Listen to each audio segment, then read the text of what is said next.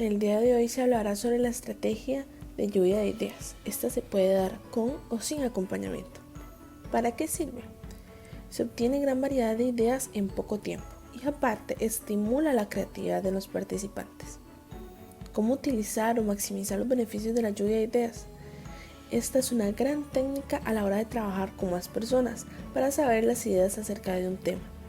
Pero bien se puede trabajar de manera individual, pues en texto se toman unas cuantas ideas importantes, las cuales posteriormente se pueden utilizar en mapas mentales que ayudará a organizar la información de mejor manera.